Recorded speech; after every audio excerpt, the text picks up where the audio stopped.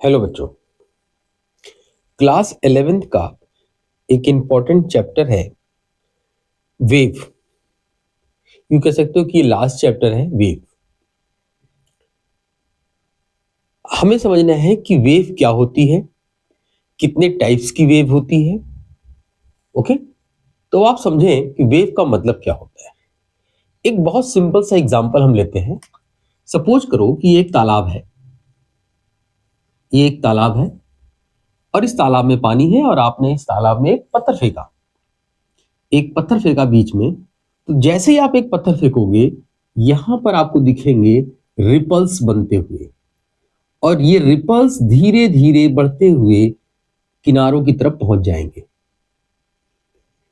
ये जो आपको दिख रहा है सेंटर से किनारों की तरफ बढ़ता हुआ, ये वेव है। ये वेव है, ये वेव है, यानी कि ट्रांसफर ऑफ एनर्जी है सेंटर से एक किनारे तक। अब आप सोचो जरा कि क्या इस पत्थर से जो आपने यहां पर डिस्टरबेंस क्रिएट किया, वो डिस्टरबेंस सेंटर से होता हुआ सरफेस के बिल्कुल बाउंड्री तक पहुंच गया। क्या ये वाटर मॉलिक्यूल्स भी यहां से यहां तक आ गए? वेव यानी एनर्जी तो यहां से यहां तक आ गई। ये वेव जिसको मैं बोल रहा हूं, वेव का मतलब डिस्टरबेंस। ये डिस्टरबेंस सेंटर से कॉर्नर तक तो आ गई, एज तक आ गई, लेकिन क्या पार्टिकल्स मॉलिक्यूल्स भी एक सेंटर से किनारों तक आ रहे हैं? इसको अगर आप रियलाइज करोगे तो इसको रियलाइज करने का बड़ा आसान तरीका है। सपोज करो कि इस पानी के ऊपर कुछ वुडन ब्लॉक फ्लोट कर रहे थे, कुछ छोटे छोटे पत्ते भी समझ सकते हो, वुडन ब्लॉक भी समझ सकते हो, वो इसके ऊपर फ्लोट कर रहे हैं। जैसे ही आपने डिस्टरबेंस क्रिएट किया सेंटर पर, एनर्जी सेंटर से बैंक तक पहुंच गए, किनारे तक पहुंच गए, लेकिन ये जो वुडन ब्लॉक होंगे, एनर्जी तो प्रोपोगेट कर जाएगी, लेकिन जो वुडन ब्लॉक होंगे वो अप एंड डाउन करेंगे। यानी कि पार्टिकल अपनी जगह पे सिर्फ अप एंड डाउन हो रहा है, यानी वो सिंपल हार्मोनिक मोशन कर रहा है। तो जब मीडियम में वेव प्रोपोगेट कर रही है, तो मीडियम के पार्टिकल तो अपनी जगह पे ऑसिलेट कर रहे हैं, सिर्फ एनर्जी ट्रांसफर हो रही है। ओके, तो अब आप इस चीज को रियलाइज कर चुके होंगे कि इस वेव को, क्योंकि इसके अंदर मीडियम की जरूरत है, मीडियम की जरूरत है और मीडियम के पार्टिकल्स वाइब्रेट कर रहे हैं, इस तरह की वेव को हम बोलते हैं मैकेनिकल वेव। कौन सी वेव बोलते हैं? Mechanical wave. तो अगर मैं वेव की डेफिनेशन लिखूं कि वेव की डेफिनेशन क्या होती है, तो it is the disturbance in a medium, disturbance in a medium. ये मीडियम में एक डिस्टर्बेंस है, ठीक है। अब जब हम इसको और एनालाइज करते हैं तो हमें पता चलता है कि कुछ इस तरह की वेव्स भी होती हैं जिनके लिए किसी भी मीडियम की जरूरत नहीं होती है। जब किसी भी तरीके की मीडियम की जरूरत नहीं होती है, तो उस वेव को हम नॉन मैकेनिकल वेव बोलेंगे। जिसमें मीडियम की जरूरत होगी उसको हम बोलते हैं मैकेनिकल वेव, मैकेनिकल वेव। और जिसमें मीडियम की जरूरत नहीं है वो है नॉन मैकेनिकल वेव। तो दो तरह की वेव आ गई, mechanical and non mechanical. 12th class में तुम सीखोगे कि इसी नॉन मैकेनिकल वेव को हम बोलते हैं इलेक्ट्रोमैग्नेटिक वेव। इलेक्ट्रोमैग्नेटिक वेव यानी जिसको चलने के लिए, जिसको मूव करने के लिए, प्रोपगेट करने के लिए किसी तरीके के मीडियम की जरूरत नहीं होती है, उसको बोलते हैं हम इलेक्ट्रोमैग्नेटिक वेव। इसका एग्जांपल क्या है? जैसे लाइट है, लाइट, सनलाइट, ट्यूबलाइट, किसी भी तरीके की लाइट, वो सारी इलेक्ट्रोमैग्नेटिक वेव है। इसको चलने के लिए किसी भी मीडियम की जरूरत नहीं होती है। तो फाइनली हम कंक्लूड कर सकते हैं कि वेव क्या है? It is a disturbance in a medium.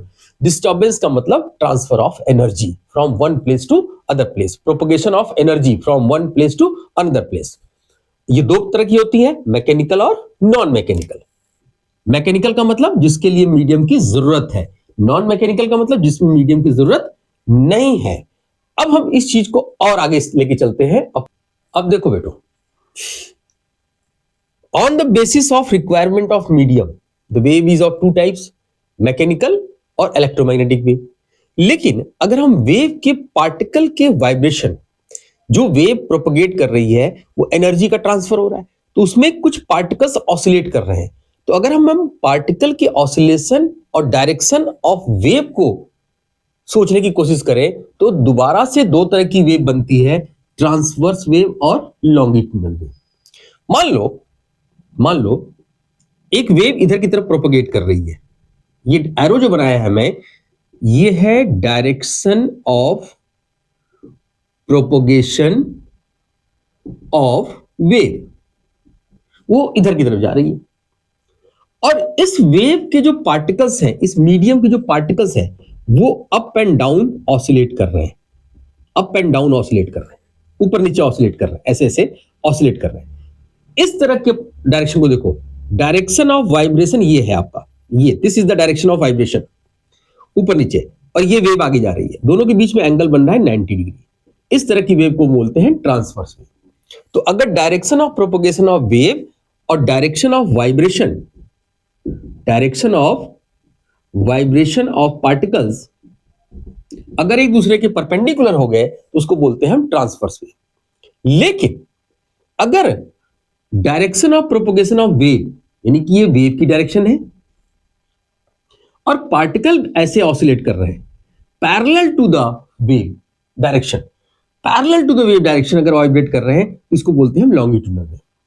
अब आप कह सकते हो कि इसके एग्जांपल्स क्या हो सकते हैं, कब हम ट्रांसवर्स वेव देखेंगे और कब लॉन्गिट्यूडनल वेव देखेंगे? तो जवाब उसका है कि जब डायरेक्शन ऑफ प्रोपगेशन और डायरेक्शन ऑफ वाइब्रेशन परपेंडिकुलर हो। अगर direction of wave and direction of vibration अगर पैरेलल है, यानी कि theta is equal to 0 degree बनता है, तो उस केस में हम लॉन्गिट्यूडनल देखते हैं। अब इसका एग्जांपल देखो, हम ट्रांसवर्स वेव कहां देख सकते हैं? देखो, हमने एक रिजिड सपोर्ट ले लिया और इस रिजिड सपोर्ट से एक रस्सी बांध दी, हमने एक रोप बांध दिया, एक मोटी रस्सी बांध दी, यहां पर मैंने इसको रिजिड सपोर्ट से इसको बांध दिया और दूसरे एंड को मैंने पकड़ लिया। Suppose that this is end A and this is end B, B is tight and A को हम यहां से डिस्टर्बेंस दे रहे हैं, ऐसे इसको हिला रहे हैं। तो जैसे ही आप इसको वाइब्रेट करोगे, एक पल्स दोगे, एनर्जी दोगे, तो ये एनर्जी आगे की तरफ बढ़ेगी ऐसे। अब आपको लगेगा, जो ऑब्जर्वर है उसको लगेगा कि वेव आगे की तरफ जा रही है, this is the direction of wave, this is the direction of wave. लेकिन अगर आप इस रस्सी को देखोगे ध्यान से, तो इस रस्सी के जो पार्टिकल्स हैं वो तो ऊपर नीचे ही अप डाउन हो रहे हैं, रस्सी के पार्टिकल्स तो आगे नहीं जा रहे हैं, लेकिन वेव क्या लग रही है कि वो आगे की तरफ जा रही है। तो this is called the transverse wave, this is called the transverse. तो जहां पर कहीं भी आपको रिजिड दिखाई देता है, रिजिड सपोर्ट दिखाई देता है, रिजिड मटेरियल दिखाई देता है, रस्सी एक रिजिड मटेरियल है, तो वहां पे आपको ट्रांसवर्स वेव दिखेगा।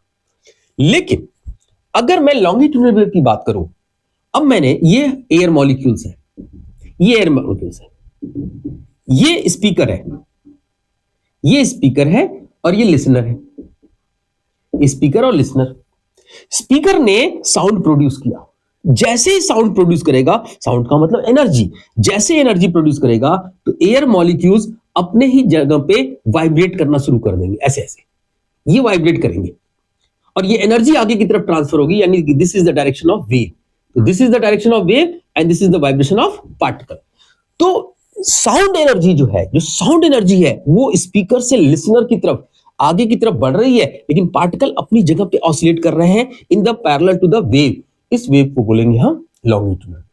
अब लॉन्गिट्यूडनल वेव की खास बात यह है कि ये एक ऐसे मटेरियल में प्रोड्यूस होता है जो बल्क होता है, बल्क मटेरियल मतलब जिसके पास बल्क मॉडुलस है, ये बल्क मॉडुलस यहां पर है, जिसके पास यंग्स मॉडुलस नहीं है, जिसको आप खींच नहीं सकते, कंप्रेस कर सकते हैं, ठीक है ना। तो ये बल्क मॉडुलस है इसका, ठीक है ना, जिसके पास रिजिडिटी नहीं है। सिंपल लैंग्वेज में बोलूं कि जिसके पास रिजिडिटी नहीं है।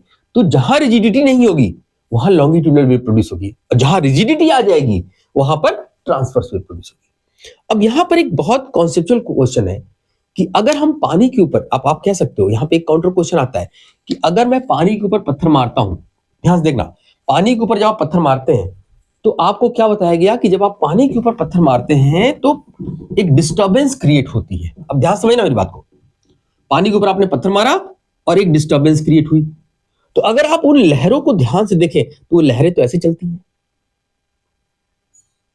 वो लहरें ऐसे चल रही हैं, यानी वो कौन सी वेव है जो उसके सरफेस पर प्रोपेगेट कर रही है? पानी के सरफेस पे कौन सी वेव प्रोपेगेट कर रही है? पानी क्या रिजिड है? क्या पानी रिजिड है? जवाब है नहीं। लेकिन पानी के सरफेस पर जो वेव प्रोड्यूस हो रही है वो ट्रांसवर्स वेव की तरफ प्रोड्यूस हो रही है। ऐसा क्यों? क्योंकि पानी के सरफेस के पास रिजिडिटी है। आप कहोगे कि सर पानी रिजिड कैसे हो गया? तो पानी रिजिड नहीं है। पानी के सरफेस पे एक प्रॉपर्टी है जिसको बोलते हैं हम सरफेस टेंशन।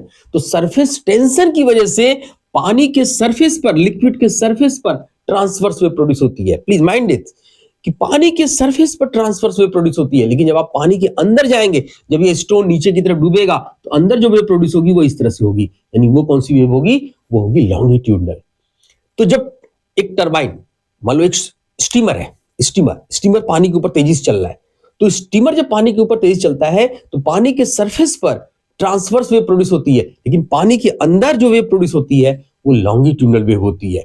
तो इस बात को ध्यान में रखिए कि ट्रांसवर्स वेव वहां प्रोड्यूस होगी जहां पर सरफेस रिजिड होगा, जहां पर मीडियम के पास यंग्स मॉडुलस होगा, ठीक है, और लॉन्गी रिजिडिटी होगी, मॉडुलस ऑफ रिजिडिटी होगी, और लॉन्गिट्यूडनल वहां होगा जहां रिजिडिटी नहीं होगी। अब हम इस टॉपिक को और आगे लेके चलते हैं। अब देखो बच्चों, वेव के बारे में और समझने के लिए हमें कुछ फंडामेंटल टर्म्स समझने होंगे। कुछ बेसिक क्वांटिटीज होती हैं जो आपने 9th क्लास में भी सीखा हुआ है। जैसे एम्पलीट्यूड क्या होता है, एम्पलीट्यूड क्या होता है, टाइम पीरियड क्या होता है, फ्रीक्वेंसी क्या होती है, वेवलेंथ क्या होती है, वेव वेलोसिटी क्या होती है, और एक टर्म और यूज कर रहा हूं मैं यहां पर, एंड पार्टिकल वेलोसिटी क्या होती है। पार्टिकल वेलोसिटी क्या होती है? अब आप इस डायग्राम को ध्यान से देखिए। ये एक वेव का हमने प्रेजेंटेशन किया है, ग्राफिकल प्रेजेंटेशन। अगर मैं y एक्सिस पर डिस्प्लेसमेंट ले लूं और x एक्सिस पर टाइम ले लूं, x एक्सिस पर टाइम, तो ये एक साइकिल है, ये वेव की एक साइकिल है, वन साइकिल। जीरो से वेव स्टार्ट हुई, एक साइकिल को कंप्लीट किया इसने, इसको टाइम लगा t, जिसको बोलते हैं हम time period.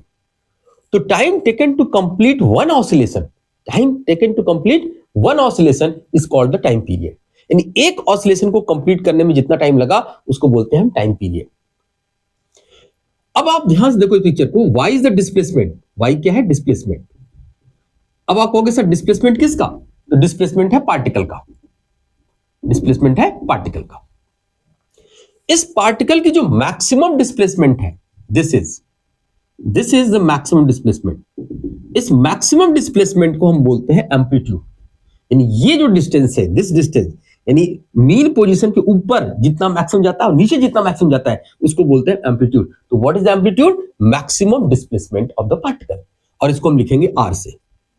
This is the r and definitely this is the minus r।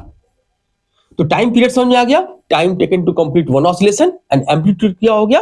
Maximum displacement. Now the frequency, number of oscillations in 1 second, in 1 second is called the frequency।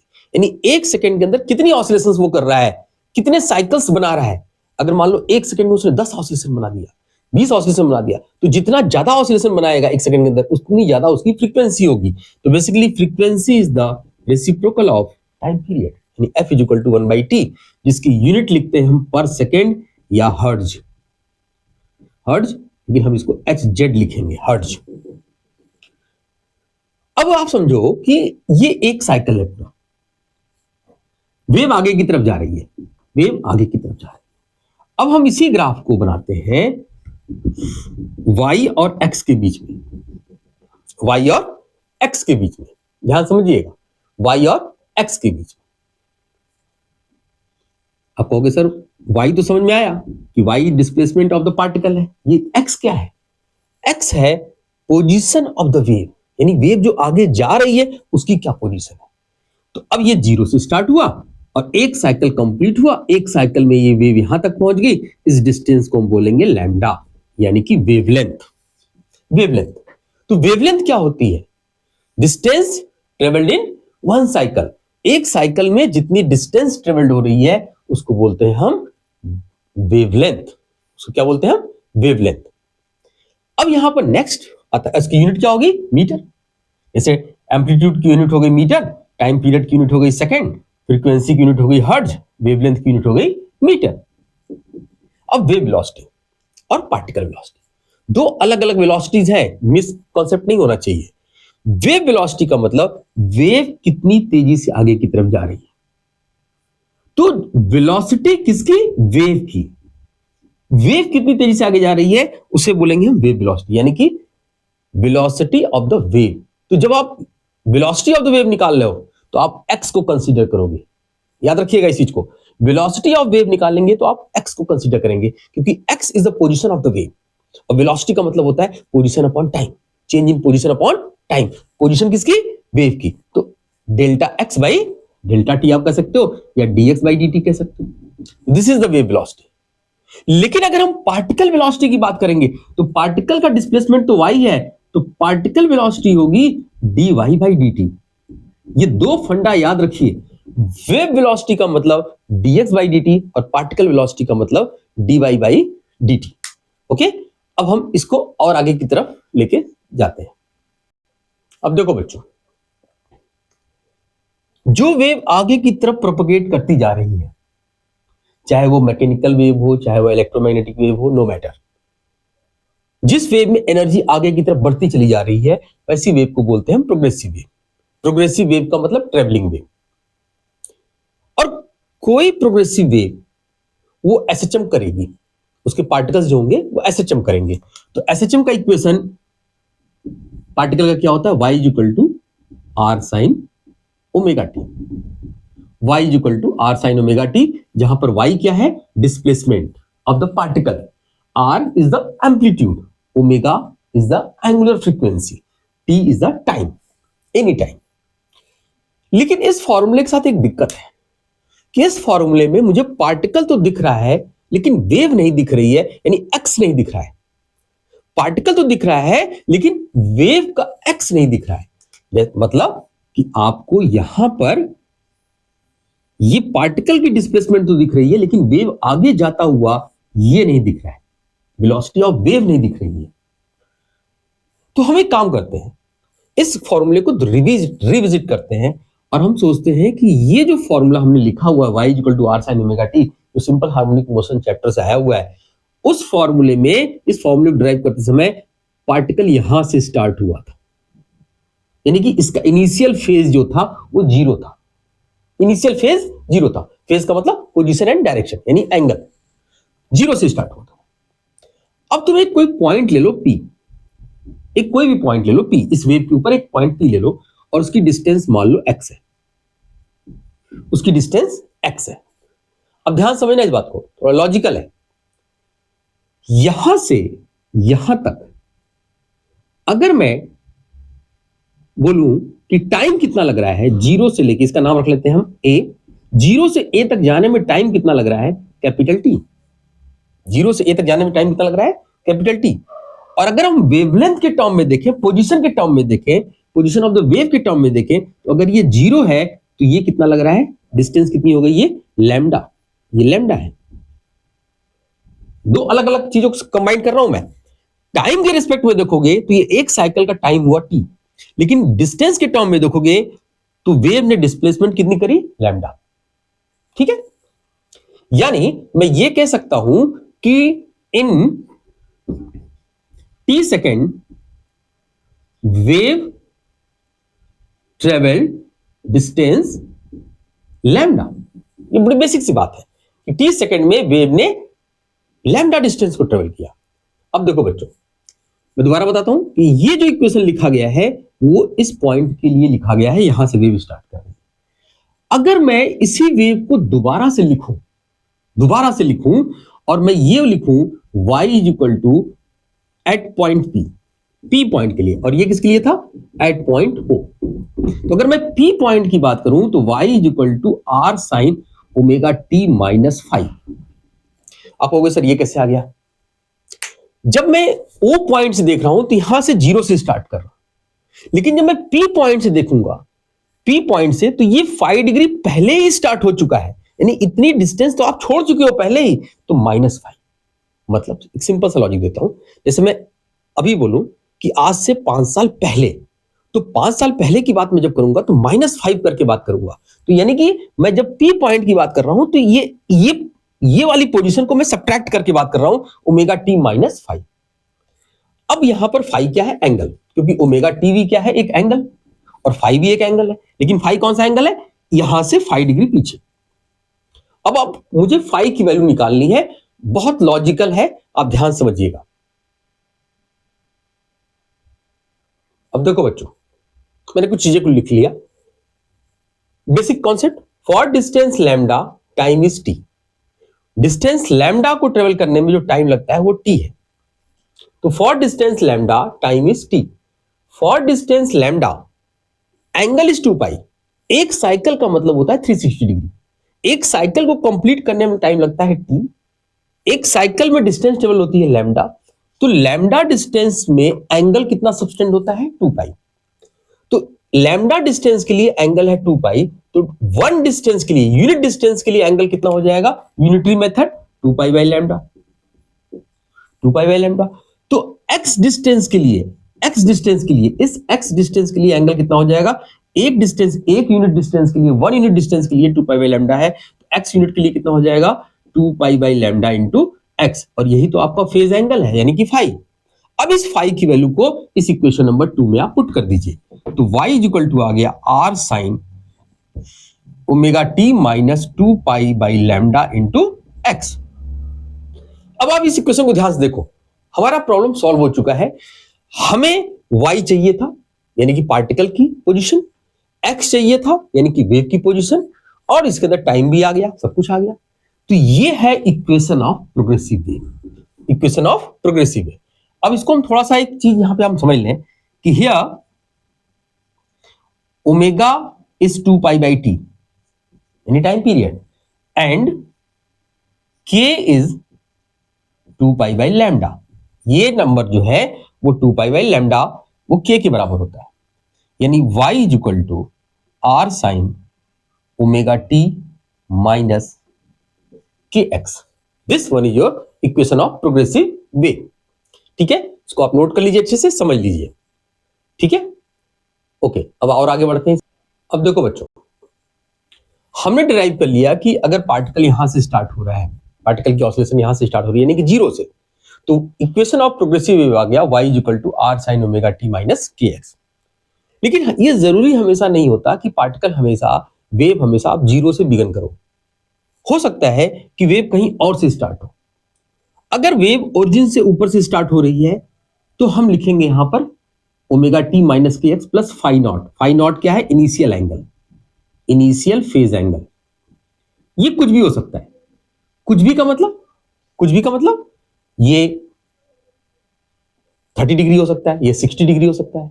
और अभी हम इस diagram को अगर हम ध्यान से देखें तो ये आर से स्टार्ट हो रहा है, यानी 90 डिग्री से स्टार्ट हो रहा है, तो यहां पर फाई नॉट की वैल्यू आ जाएगी पाई बाई 2। ये यहां से स्टार्ट हो रहा है इसलिए पाई बाई 2। अब आप इस वेव को देखो, ये भी प्रोग्रेसिव वेव है, लेकिन ये पीछे से स्टार्ट हो रही है, यानी कि माइनस फाई नॉट है ये, यानी कि इसका इनिशियल फेज एंगल और पहले से है माइनस फाई नॉट से, ये बाद में है, ये लीड कर रहा है और ये लैग कर रहा है।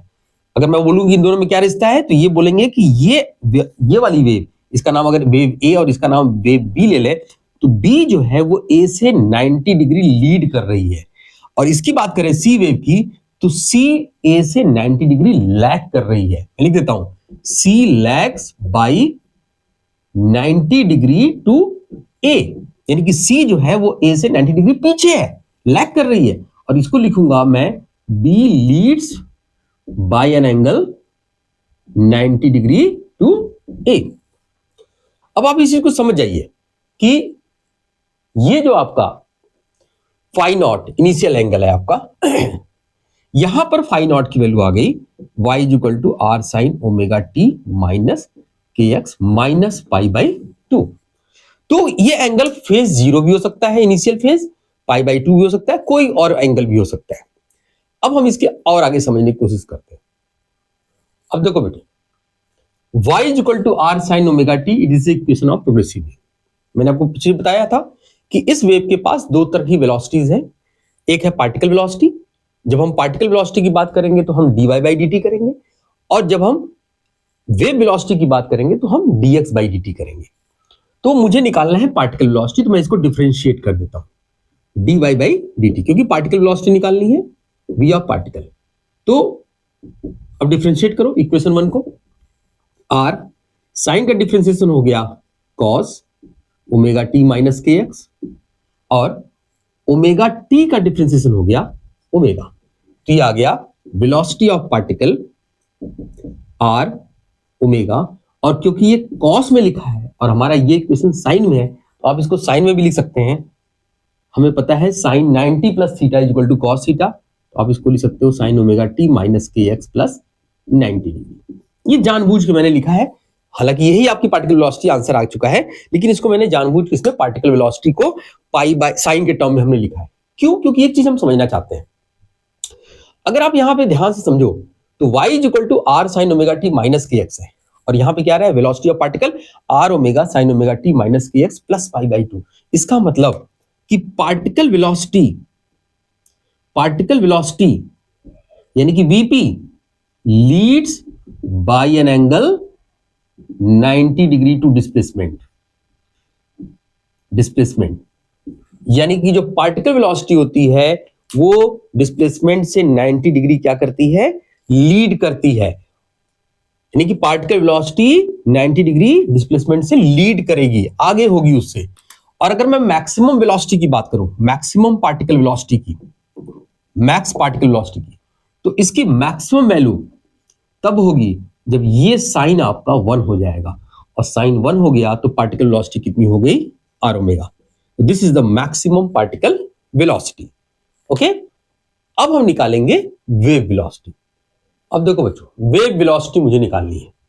तो वेव वेलोसिटी के मैंने आपको बताया था कि आपको वेव वेलोसिटी निकालने के लिए आपको dx बाई dt करना पड़ेगा। यानी आप इस टर्म को उठा लीजिए, साइन को, sign omega t minus k x is constant, कोई भी नंबर एक आएगा, कोई भी नंबर आएगा, और omega t minus k x भी क्या हो जाएगा, कांस्टेंट। हम कांस्टेंट को हम सी ले लेते हैं। अब आप इसको डिफरेंशिएट कर दीजिए, तो ये क्या बन गया, ओमेगा टी के रेस्पेक्ट में कर रहे हैं तो टी का डिफरेंशिएशन 1 हो गया, माइनस के और एक्स का हो गया dx by dt is equal to 0। इसको आप इधर ले जाइए, k dx by dt is equal to omega. So dx by dt is equal to omega by k.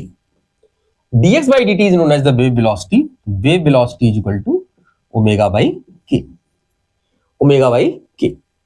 मैं इसको और सिंप्लीफाई करूंगा, लेकिन उससे पहले यहां पे न्यूमेरिकल सॉल्व करने के लिए मैं एक कॉन्सेप्ट दे देता हूं आपको।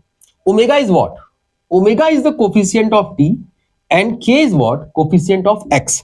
तो फॉर न्यूमेरिकल पर्पस, जल्दी से क्वेश्चन को सॉल्व करने के लिए, this is the coefficient of t divided by coefficient of x. तो what is the wave velocity, it is the ratio of coefficient of t to the coefficient of x.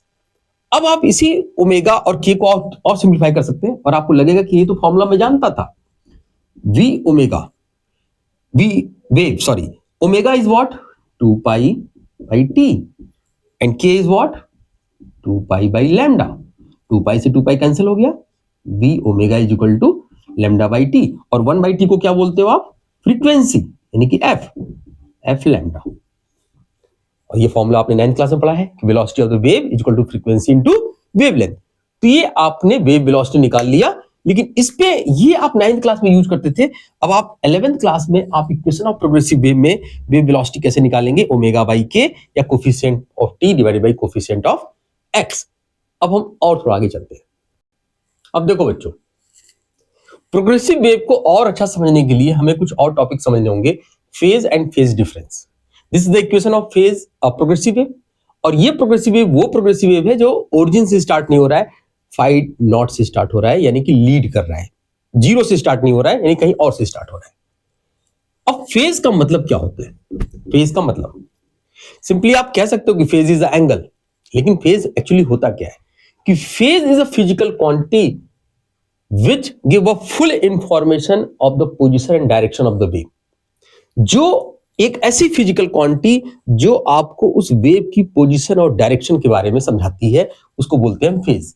और यहां पर phase है, this is the phase, यानी omega t minus k x plus phi naught is the phase. अब आप कहोगे sir phase difference क्या है? फिर जब कोई वेव प्रोपोगेट कर रही होती है, जब कोई वेव प्रोपोगेट करती है, तो किसी भी दो पॉइंट्स के बीच में अब इसका फेज कुछ होगा, क्योंकि इसका टाइम अलग है, इसका एक्स अलग है, तो इसका फेज कुछ होगा।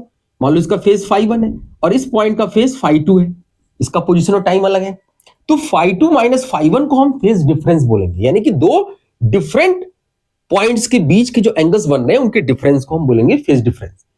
अब यहां पर एक मसला है, क्योंकि मैंने आपको बताया था कि इस एक्सिस पे तो आप y लेते हो और इस एक्सिस पे आप टाइम लेते हो और कभी कभी आप x भी लेते हो। तो जब आप टाइम लेते हो तो आप टाइम के टर्म में फेज देखोगे, फेज डिफरेंस देखोगे, और जब आप x लोगे तो x के टर्म में देखोगे।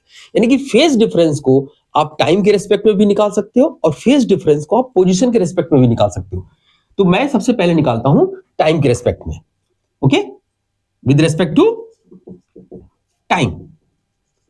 टाइम, तो टाइम के रिस्पेक्ट में कर रहे हो तो ओमेगा, यानी कि टाइम वेरिएबल है, यानी कि डेल्टा टी माइनस एक्स को आपने कुछ नहीं समझा यहां पर, एक्स को क्या ले लिया आपने, एक्स इसमें आपने कांस्टेंट कर दिया है, एक्स इसमें आपने कांस्टेंट कर दिया है, तो और ये हो गया फाई, कांस्टेंट है ही, ये हो गया डेल्टा फाई, यानी delta phi is equal to omega का मतलब क्या होता है 2 pi by t into delta t. तो सॉरी, तो अगर आपको फेज डिफरेंस टाइम के रिस्पेक्ट में निकालना है तो उसका आंसर होगा 2 pi by t into delta T.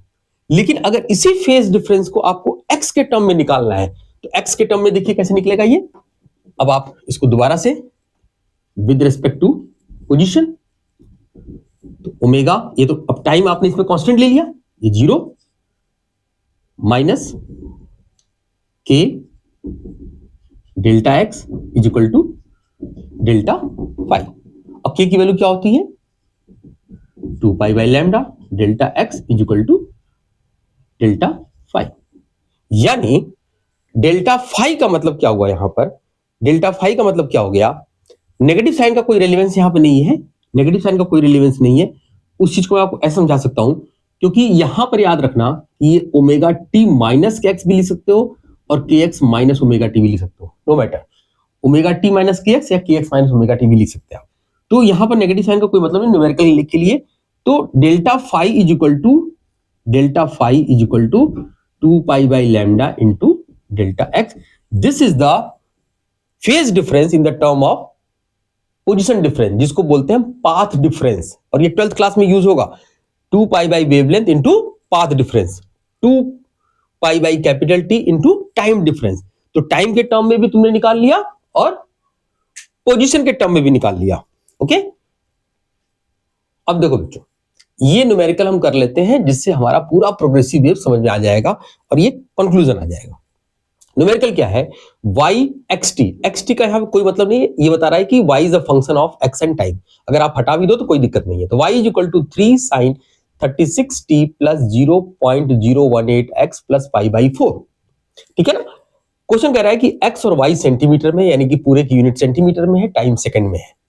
पूछा गया है कि what is the direction of wave, direction of wave क्या है, एम्पलीट्यूड ऑफ वेव क्या है, फ्रीक्वेंसी ऑफ वेव क्या है, इनिशियल फेज कितना है, वेवलेंथ कितना है, मैक्सिमम वेलोसिटी कितनी है पार्टिकल की, और वेव की वेलोसिटी कितनी है। ये सारी चीजें आपसे पूछी गई है।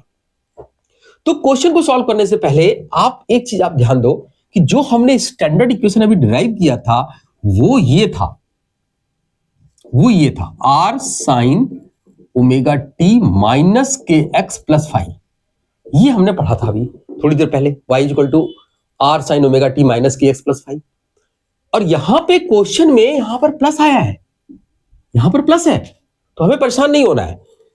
माइनस आने का मतलब याद रखना कि अगर ओमेगा टी और के एक्स के बीच में माइनस आता है तो इसका मतलब वेव एक्स एक्सिस की तरफ जा रही है। अगर ओमेगा टी और के एक्स के बीच में साइन प्लस आ जाता है तो इसका मतलब वेव नेगेटिव एक्सिस की तरफ जा रही है। उल्टा मामला है, माइनस होने का मतलब कि वेव पॉजिटिव एक्सिस की तरफ जा रही है और प्लस होने का मतलब कि वेव नेगेटिव एक्सिस की तरफ जा रही है। ठीक है, इस चीज को याद रखिएगा। अच्छा, एक और एडवांस नॉलेज सुन लो। हो सकता है कि यहां पर x और यहां y हो, ऐसा भी हो सकता है, तो हमें बिल्कुल हैरान नहीं होना है। यहां x हो और यहां y हो, तो अगर यहां y आ गया तो इसका मतलब वेव y एक्सिस की तरफ जा रही है। x पार्टिकल की पोजीशन हो गई, पार्टिकल की डिस्प्लेसमेंट हो गई, ठीक है ना। तो अब आप इस कॉन्सेप्ट से समझो कि वेव की डायरेक्शन क्या हो गई, तो पहले पार्ट का जवाब हो गया पॉजिटिव एक्स एक्सिस नहीं, क्योंकि यहां प्लस है तो ये क्या आ जाएगा, माइनस एक्स एक्सिस। ये पहला आंसर आ गया। अब आप जैसा देश वैसा भेष, तो यहां प्लस है तो आप अपने फॉर्मूले में भी प्लस लिख लो और कंपेयर करो। तो आर की वैल्यू कितनी, 3 सेंटीमीटर। इसका मतलब दूसरे पार्ट का आंसर एम्पलीट्यूड आ गया 3 सेंटीमीटर। एम्पलीट्यूड भी हमारे सामने आ गया 3 सेंटीमीटर। अब फ्रीक्वेंसी निकालनी है, तो ओमेगा, ये टी है और ये ओमेगा है, तो ओमेगा बराबर 36। ओमेगा का मतलब होता है 2 पाई बाई टी या 2 पाई एफ, तो एफ बराबर आ गया 36 अपॉन 2 पाई, यानी 18 अपॉन पाई हर्ट्ज। ये आ गया, फ्रीक्वेंसी भी हमारे पास आ गई। फिर पूछा इनिशियल फेज, तो ये फाई इनिशियल फेज होता है, यहां पर इनिशियल फेज कितना है, पाई बाई 4, तो इनिशियल फेज आ गया पाई बाई 4।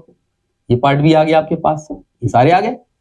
अब वेवलेंथ, वेवलेंथ कैसे निकालोगे, ये के है और के की वैल्यू यहां पर ये है, तो के बराबर होता है 2 पाई बाई लैम्डा। के बराबर 2 पाई बाई लैम्डा, और के की वैल्यू कंपेयर करो यहां से, यहां के और यहां 0.018। अब इसको सॉल्व कर लो, तो ये आ गया 0.018 अपॉन 2 पाई। एक बात मैं आपसे बताना भूल गया कि यहां जब आप पाई की वैल्यू रखोगे तो अब आप 180 नहीं रखोगे, यहां पर पाई की वैल्यू रखोगे 3.14। यहां पाई की वैल्यू क्या रखोगे, 3.14। सॉल्व कर लीजिएगा, लैम्डा आ जाएगा। अब पूछा है maximum particle velocity. Maximum particle velocity का फॉर्मूला क्या होता है, आर ओमेगा। आर की वैल्यू कितनी है 3, ओमेगा कितना है 36, तो ये आ गया आपका 108 सेंटीमीटर पर सेकेंड। ये आ गई पार्टिकल वेलोसिटी। अब आपसे पूछा कि वेव वेलोसिटी बताओ, तो वेव वेलोसिटी मैंने क्या बताया था, coefficient of t divided by coefficient of x. Coefficient of t divided by coefficient of x, तो कोफिशिएंट ऑफ टी कितना है 36 और कोफिशिएंट ऑफ एक्स कितना है 0.018 सेंटीमीटर पर सेकेंड। ये आ जाएगी आपकी वेव वेलोसिटी। तो ये कंप्लीट सॉल्यूशन हो गया प्रोग्रेसिव वेव का। ठीक है, थैंक यू।